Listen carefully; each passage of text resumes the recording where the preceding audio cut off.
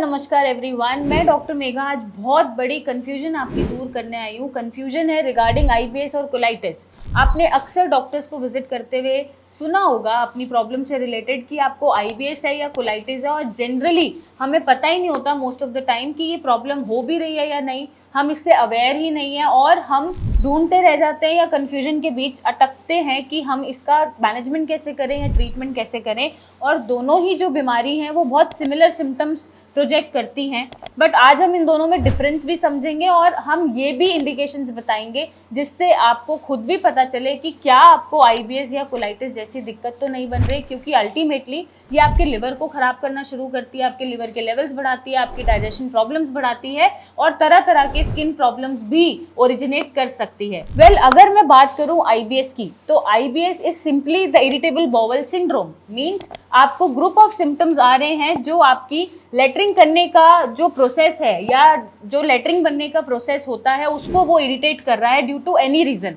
वो रीजन हो सकता है कोई भी पर्टिकुलर फूड एलर्जन, हो सकता है आपको किसी पर्टिकुलर फूड से एलर्जी हो, वो खा के वो इरिटेट हो जाता है, हो सकता है कोई स्ट्रेस चल रहा हो तो वो इरिटेट हो गया है, हो सकता है कोई इन्फेक्शन चल रहा हो जिसके कारण आपको बार बार मोशन जाना पड़ रहा है, लेटरिंग पास करना पड़ रहा है, और लेटरिंग के साथ साथ एसिडिटी, ब्लोटिंग या पेट में दर्द, नीचे की तरफ दर्द बन रहा है, या फिर आपकी लेटरिंग में आव आ रही है जिसको हम म्यूकस बोलते हैं, जो जनरली वाइट कलर की होती है, और बार बार हर मील के बाद आपको हो सकता है कि मोशन पास करना पड़े। तो this is what irritable bowel syndrome is. अब अगर मैं बात करूं कोलाइटिस की, तो कोलाइटिस इज सिंपली जो कोलोन है जहाँ पे आपका डाइजेस्टेड फूड लेटरिंग में कन्वर्ट होता है, पूप में कन्वर्ट होता है, जब वहाँ पे कोलोन में इन्फ्लेमेशन आ जाती है, सूजन आ जाती है, तो आपका कोलाइटिस बनना शुरू हो जाता है। सिम्टम्स क्या हो सकते हैं? हो सकता है डायरिया भी हो जाए या कॉन्स्टिपेशन हो जाए। ज़्यादातर डायरिया होता है पेशेंट को, कुछ भी खाया कुछ भी पिया आपको पूप करने जाना पड़ रहा है या लेटरिंग पास करने जाना पड़ रहा है, लेटरिंग में आव आ रही है,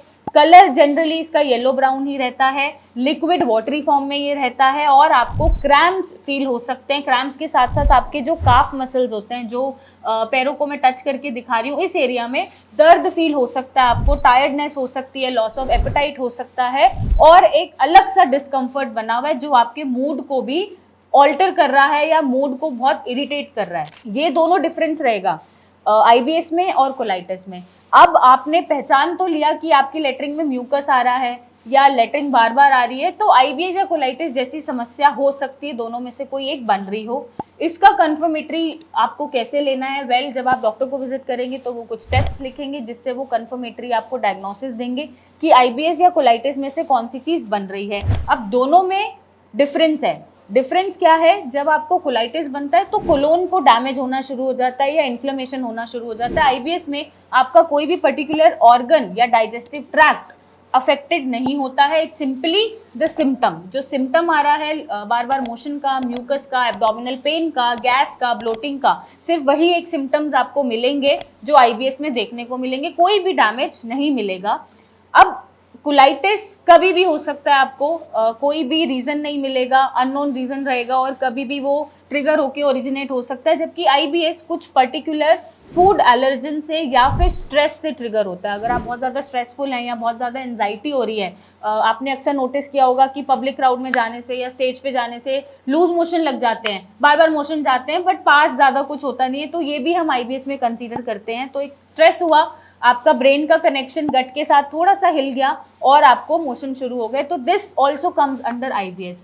अब आईबीएस में गट बैक्टीरियाज बहुत रोल प्ले करते हैं। मीन्स आपको जो हमारा गट है वहाँ पे बैक्टीरियाज होते हैं जो गंदे भी हैं अच्छे भी हैं। जितने अच्छे बैक्टीरियाज प्रोड्यूस होंगे उतना आपका डाइजेशन जो सिस्टम चल रहा है या ट्रैक में जो भी प्रोसेसेस चल रही हैं वो हेल्दी रहेंगी।